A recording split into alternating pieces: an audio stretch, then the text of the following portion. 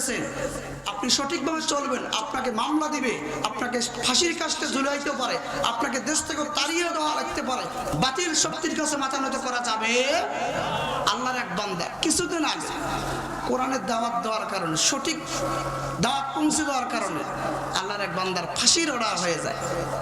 জেলখানার মধ্যে একজন হুজুর আছে, কারো যদি ফাঁসির অর্ডার হয় তাকে সুন্দর করে উজু করে, গোসল করে, তার প্রেশার মাপ দেয়, প্রেশার ঠিক আছে কিনা। সাংবাদিকগণ প্রেশার মাপ দিলেন, ডাক্তার সাহেব কি খবর, যে 120/80, প্রেশারও ঠিক আছে ভাই। আচ্ছা আপনারা বলেন, ফাঁসির কথা শুনলে, মরণের কথা শুনলে মানুষ হাসে না কাঁদে বলেন? কিন্তু আল্লাহর বান্দা যখন ফাঁসির অর্ডার হয়ে যায়, জেলখানার হুজুর তাকে বলে, বাবা তুমি আমার সাথে কালেমা পড়ো, লা ইলাহা ইল্লাল্লাহু মুহাম্মাদুর রাসূলুল্লাহ। তখন আল্লাহর বান্দা বলে, কি কও তুমি? যে কালেমার দাওয়াত দেওয়ার কারণে, ইসলাম প্রচার করার কারণে আজকে মিথ্যা মামলা দিয়ে আজকে আমাকে ফাঁসিতে যাওয়া হচ্ছে, সেই কালেমার দাওয়াত, সেই কালেমা তুমি আমাকে পড়াবা? আমার কালেমা আমি নিজেই পড়তে পারি। জল্লাদ এসে টাচ করলো, টাচমি, আমাকে টাচ করিয়ে না। আল্লাহর বান্দা যখন ফাঁসির মঞ্চে যায়, আল্লাহর বান্দা হাসতে হাসতে যায়। সাংবাদিকরা অবাক হয় যে মানুষ মরণের কথা শুনলে, ফাঁসির কথা শুনলে কারো প্রেশার হাই হয়, লো হয়, কান্দে, কিন্তু এবারটা হাসতেছে কেন? কেন হাসতেছে জানেন? তার দোষ নাই, তাকে মিথ্যা মামলা দিয়ে ফাঁসিতে দেওয়া হচ্ছে। ওই সময় আল্লাহর বান্দা হাসতে হাসতে যায়। কেন যায়? ওই সময় আল্লাহর ফেরেশতা এসে বলে, আল্লাহ তাকাবু, তোমরা ভয় করিও না, ওলা তাহাজানু, তোমরা চিন্তাও করিও না, ওয়া আবশিরু বিল জান্নাতিল্লাতী কুনতুম তুআদুন।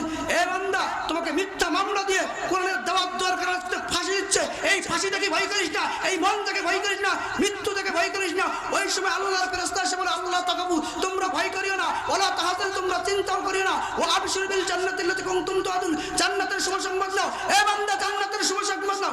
এই জান্নাত দেখতে দেখতে তুমি আমার বান্দা আমার জান্নাতে চলে যাবে। বলেন সুবহানাল্লাহ। আল্লাহ বান্দা হাসতে হাসতে চলে যায়। 4 নম্বর প্রশ্ন হচ্ছে, আল্লাহ পাক জান্নাতের ওয়াদাটা দিলেন কখন? আপনি আমি দুনিয়াতে আসার আগেই, রূহ সৃষ্টি করার পরে আল্লাহ পাক জান্নাতের ওয়াদাটা দিয়ে আমাদেরকে পাঠিয়েছেন। প্রিয় ভাইয়েরা, লম্বা নয়, আলোচনায় এত দূর পর্যন্ত নিয়ে এসেছি। আল্লাহ পাক বলেন, আল্লাযীনা ক্বালু রাব্বুনাল্লাহু সুম্মা ইসতাকামু তাতানাজ্জালু আলাইহিমুল মালাইকাতু আল্লা তাখাফু ওয়া লা তাহজানু ওয়া আবশিরু বিল জান্নাতিল্লাতী কুনতুম তুআদুন। নিশ্চয় যারা বলে আমার রব আল্লাহ, এই কথার উপরে ইস্তেকামত থাকে। আল্লাহ রাব্বুল আলামিন, যখন আল্লাহ রাব্বুল আলামিন ফেরেশতা এসে বলে, তোমরা ভয় করিও না, তোমরা চিন্তাও করো না, আল্লাহ রাব্বুল আলামিন তোমাদেরকে যে জান্নাতের ওয়াদা দিয়েছে, সেই জান্নাত আল্লাহ রাব্বুল আলামিন তোমাদেরকে দিয়ে দিবে। বলেন সুবহানাল্লাহ। প্রিয় ভাইরা, এই আলোচনা বুঝতে গেলে একটা ঘটনার দিকে যেতে হবে। বিশ্বনবীর দরবারে সাহাবীরা এসে প্রশ্ন করলেন, ইয়া রাসূলুল্লাহ, ইয়া হাবিবাল্লাহ, হুজুর এত শত বুঝি না, ছোট্ট কাজ করব, জান্নাতে চলে যাব। তখন রব্বুল আলামিন নবীর উপরে কোরআনে কারীমের আয়াত নাযিল করে দিলেন, ইয়া আইয়ুহাল্লাযীনা আমানু হাল আদুল্লুকুম আলা তিজারাতিন তুনজিকুম মিন আযাবিন আলীম। আল্লাহ রাব্বুল আলামিন বলেন, আমি কি তোমাদেরকে এমন একটা ব্যবসার কথা বলবো না, যে ব্যবসা করলে তোমরা জান্নাতি হয়ে যাবে? সুবহানাল্লাহ বলেন। সেই ব্যবসার তুমিনুনা বিল্লাহ, আল্লাহর প্রতি ঈমান আনতে হবে, ওয়া রাসূলিহি, এবং রাসূলের প্রতি ঈমান আনতে হবে, ওয়া তুজাহিদুনা ফি সাবিলিল্লাহ, এবং আল্লাহর পথে জিহাদ করতে হবে। এই 3টি কাজ করবে যারা, বিনা হিসাবে আল্লাহর জান্নাতে যাবে তারা। এই আয়াত শুনবারে পরে আব্দুল্লাহ ইবনে হুযাফা যুদ্ধের অভিযান থেকে ফিরে এসে সাহাবীদের মুখে যখন এই আয়াতে কারিমা শুনতে পেলেন, আব্দুল্লাহ ইবনে হুযাফা বলে, জীবন দিতে পারি, একটি মুহূর্তের জন্য ঈমান ছাড়তে পারি না। যুদ্ধের অভিযান থেকে ফিরে এসে আবার নতুন একটা যুদ্ধের অভিযানের জন্য তিনি আবার পথ চলা শুরু করলেন। ভাইয়েরা হাঁটি হাঁটি পা পা করে যাচ্ছেন। কিছু দূরে যাওয়ার পরে পারস্যের সম্রাটের সাথে দেখা হলো। পারস্যের সম্রাট বলে, who are you my smoker, what is your name, তোমার নাম কি? আব্দুল্লাহ ইবনে হুযাফা বলেন, আনা Abdullah Ibn Hudhafa, this is Abdullah Ibn Hudhafa. পারস্যের সম্রাট বলে, আব্দুল্লাহ ইবনে হুযাফা, এত লম্বা লম্বা লেকচার দাও কেন? বড় বড় ঈমান ছাড়বা কিনা, কোরআন ছাড়বা কিনা, নবীর সুন্নাত ছাড়বা কিনা, বলো বলো বলো। আব্দুল্লাহ ইবনে হুযাফা বলে, জীবন দিতে পারি, একটি মুহূর্তের জন্য ঈমান ছাড়তে পারি না। প্রিয় ভাই, এক পর্যায়ে আব্দুল্লাহ ইবনে হুযাফাকে ধরা হলো। তার 50 জন সঙ্গী ছিল। ভাইরা 50 জন সঙ্গীকে ধরলেন। আব্দুল্লাহ ইবনে হুযাফাকে ধরলেন, জেলখানার ভিতরে নিয়ে যাওয়া হলো। জেলখানার ভিতরে খাবার বন্ধ করে দেওয়া হলো। সামান্য পানি ছিল জেলখানার ভিতরে। আব্দুল্লাহ ইবনে হুযাফাকে পারস্যের সম্রাট বলা, পারস্যের সম্রাট বলা, আব্দুল্লাহ ইবনে হুযাফা বলো, কোরআন ছাড়বা কিনা, নবী ছাড়বা কিনা? তুমি যদি এগুলো না ছাড়ো, তোমাকে জেলখানাতে মৃত্যু করা হবে, তোমাকে খাবার বন্ধ করে দেওয়া হবে। আব্দুল্লাহ ইবনে হুযাফা বলে, জীবন দিতে পারি, একটি মুহূর্তের জন্য ঈমান ছাড়তে পারি না। প্রিয় ভাইরা, পারস্যের সম্রাট চলে আসলো। 3 দিন পরে জেলখানার ভেতরে চলে গেল। যা দেখতে পেলেন, আব্দুল্লাহ ইবনে হুযাফা তার 50 জনের সঙ্গী সামান্য পানি খেয়ে তারা জীবিত ছিলেন। আব্দুল্লাহ ইবনে হুযাফার জন্য কি করলেন? শুকরের গোশত, মদ মিশ্রিত পানিগুলো জেলখানার ভেতরে নিয়ে যাওয়া হলো। পারস্যের সম্রাট বলে, আব্দুল্লাহ ইবনে হুযাফা, তোমাকে খাবার, ভালো খাবার দেওয়া হবে না। এই শুকরের গোশত আর মদ মিশ্রিত পানি খেয়ে তোমরা জীবন বাঁচাও। আব্দুল্লাহ ইবনে হুযাফা এবার চিন্তা করতেছেন এভরিথিং অ্যাবাউট দ্য সাবজেক্ট। কি করা যায়? জীবন বাঁচানোর তাগিদে মরা গরু পর্যন্ত খাওয়া যায়, ফতোয়ায় আলমগীরেতে এসেছে, ফতোয়ায় শামিরের মধ্যে এসেছে, জীবন বাঁচানোর তাগিদে মদ মিশ্রিত পানি পর্যন্ত খাওয়া যায়। এক পর্যায়ে আব্দুল্লাহ ইবনে হুযাফা চিন্তা করতেছেন কি করা যায়। আব্দুল্লাহ ইবনে হুযাফা বলে, জীবন বাঁচানোর তাগিদে খাওয়া যায়, তারপরও আমি একটি মুহূর্তের জন্য হারাম জিনিস আমার শরীরে দিতে চাই না। বলেন তো, আজকের সমাজের মধ্যে হারাম খাওয়া আছে না?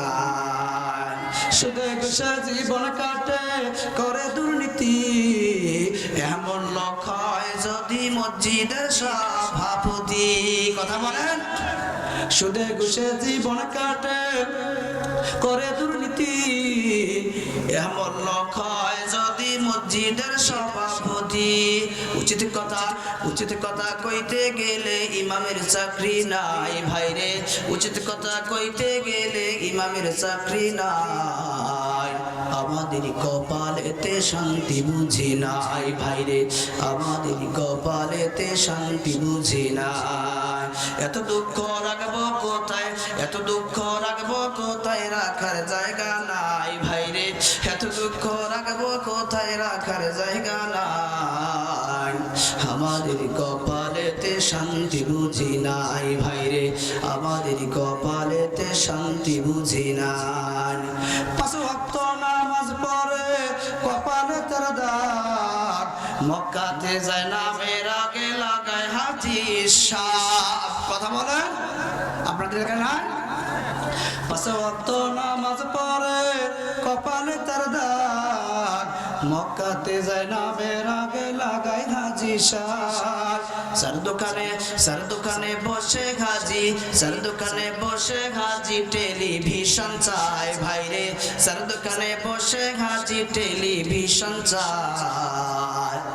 হিন্দি গানের তালে তালে পা দুটি নাচায় ভাইরে, হিন্দি গানের তালে তালে পা দুটি নাচায়। এত দুঃখ রাখবো কোথায়, এত দুঃখ রাখবো কোথায়, রাখার জায়গা নাই ভাইরে, এত দুঃখ রাখবো কোথায়, রাখার জায়গা নাই। আমাদের কপালেতে শান্তি বুঝি নাই ভাইরে, আমাদের কপালেতে শান্তি বুঝি নাই।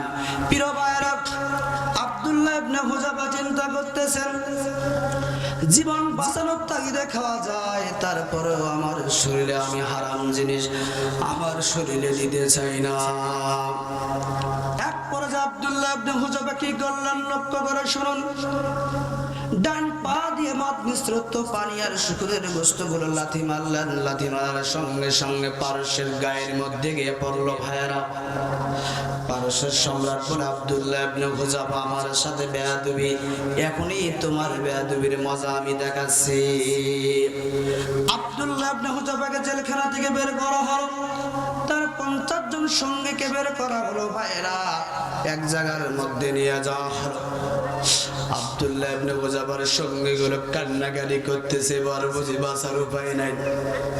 গরম পানি করা হলো ভাইয়েরা, অগ্নিশিখা করা হলো। ওই গরম পানিগুলো পাতিলের মধ্যে দেওয়া হলো। আব্দুল্লাহ ইবনে হুযাফার যুবক সঙ্গীকে ধরা হলো, হাত পা গুলো বাঁধা হলো, পা গুলো বাঁধা হলো। ভাইয়েরা, ওই গরম অগ্নিশিখার পানির পাতিলের মধ্যে ফেলে দেওয়া হলো। পাতিলের মধ্যে ফেলে দেওয়ার সঙ্গে সঙ্গে মাথার খাপড়িটা খুলে খুলে পড়তেছে, পশমগুলো করতেছে, তার শরীরের রক্তগুলো পড়তেছে, মাংসগুলো খুলে খুলে পড়তেছে পানির মধ্যে। আব্দুল্লাহ ইবনে হুযাফা মাথার নিচু করে বসে আসে। আব্দুল্লাহ ইবনে হুযাফার সঙ্গে চিৎকার মারতে মারতে জীবনটা চলে গেল। আব্দুল্লাহ ইবনে হুযাফা এবার মাথাটা দেখলেন যে আমার সঙ্গী নাই। পাতিলের মধ্যে গরম পানির মধ্যে ফেলে পারস্যের সম্রাট মৃত্যুবরণ করালো। এক পর্যায়ে আব্দুল্লাহ ইবনে হুযাফার চোখ থেকে পানি ঝরঝর করে পড়তেছে, চোখ বেয়ে বেয়ে পানি পড়তেছে। আব্দুল্লাহ ইবনে হুযাফা কান্নাকাটি শুরু করলো। পারস্যের সম্রাট বলো, আব্দুল্লাহ ইবনে হুযাফা, তোমার সঙ্গীকে এরকম গরম অগ্নিশিখা পানি পাতিলের মধ্যে ফেলে দিয়ে মৃত্যু করা হলো বিদায় তুমি কান্নাকাটি করতেছো। তুমি ভাবতেছো মনে হয় আমার মনে হয় মৃত্যু এরকম করে হতেছে, এই জন্য তুমি কান্নাকাটি করতেছো। তোমাকে এরকম করে মারা হবে না। এই কথা বলার সঙ্গে সঙ্গে আব্দুল্লাহ ইবনে হুযাফা বলে, রোমের কুকুর রাজা বলে নাই, বাদশা বলে নাই, রোমের কুকুর, আল্লাহ তো আমাকে একটা মাত্র জীবন দিয়েছে। আল্লাহ যদি একটা দুটা 5 7টা করে 1000 বার যদি আমার জীবনটা দিত, আমি 1 2 5 7 করে 1000 বার আল্লাহর নামে আমার জীবনটা কোরবান করতাম। একটি মুহূর্তের জন্য জালিম শাহী স্বৈরাচারের কাছে মাথা নত করতাম না। রব্বুল আলামিন বলমা নাকামু মিনহুম ইল্লা আন ইউমিনু বিল্লাহিল আজিজিল হামিদ। তাদের কোনো অপরাধ ছিল না, আব্দুল্লাহ ইবনে হুযাফার কোনো অপরাধ ছিল না। কথা বলো না কেন? শহীদ মতিউর রহমান নিজামীর কোনো অপরাধ ছিল না, শহীদ কাদের মোল্লার কোনো অপরাধ ছিল না, শহীদ কামরুজ্জামানের কোনো অপরাধ ছিল না, শহীদ আল্লামা দেলওয়ার হোসেন সাইদির কোনো অপরাধ ছিল না। একটি মাত্র অপরাধ, আল্লাহর জমিনে আল্লাহর দ্বীন কায়েমের কথা বলার কারণে আলেমদেরকে ফাঁসি দিয়ে হত্যা করা হয়েছে। কথা বলেন ঠিক কিনা? আরে তাকবীর।